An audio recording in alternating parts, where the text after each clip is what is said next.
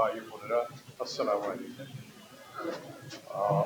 মির্জা আব্বাস সাহেবের সাথে আমার প্রথম পরিচয়, না ভালোভাবে পরিচয় যখন 1/11 পরে উনিও জেলে গিয়েছিলেন, আমিও জেলে যেতে হয়েছিল।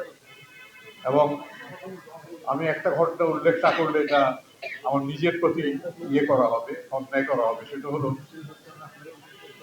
জেলে ঢুকতে প্রিজনার্স ক্যাশ দিতে হয়, এটা আমার জানা ছিল না। উনি আমার জন্য প্রিজনার্স ক্যাশ হিসাবে 3000 টাকা জমা দিয়েছিলেন। এবং এটা যে কিভাবে আমাকে সাহায্য করছে আজকে বলে বুঝতে পারবো না, কারণ জেলে যারা গেছেন তারাই একমাত্র বুঝতে পারে। তো মির্জা আব্বাস সাহেব আসলে প্রকৌশলীর অত্যন্ত সহানুভূতিশীল। উনি যখন প্রথম মেয়র হন তখন আমাদের বুয়েটের ভিসি ছিলেন ডক্টর শাহজাহান। উনি ওনার সাহায্য চান এবং ডক্টর শাহজাহান ওনাকে সর্বতোভাবে সাহায্য করার অঙ্গীকার করেন এবং সাহায্য করেছিলেন। এবং তিনি চেয়েছিলেন যে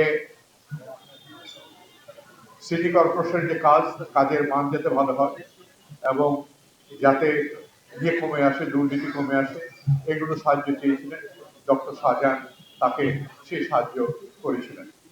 যাই হোক, আমরা উনি এই এলাকা থেকে অনেকবারই নির্বাচিত হয়েছেন, অনেক ভোটে বিজয়ী হয়েছেন।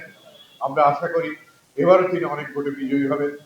তো আমরা ইঞ্জিনিয়ারদের পক্ষ থেকে, অ্যাসিস্ট্যান্ট ইঞ্জিনিয়ার্সের পক্ষ থেকে একটা কমিটি করেছি যারা ওনার নির্বাচনী ব্যাপারে এলাকায় সহায়তা করবে। মানে এখানে অনেক ইঞ্জিনিয়ার বাস করে এখন।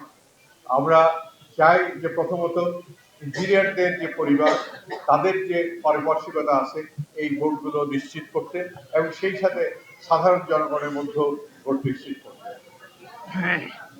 এবং আপনারা জানেন বিএনপি চেয়ারপারসন তারেক রহমান সাহেব, তিনি আজকে আমি ওখানে গিয়েছিলাম যে 9টি দফা যে উনি কি কি সামাজিক উন্নয়নের জন্য কাজ করবেন সেগুলো ঘোষণা করেছেন।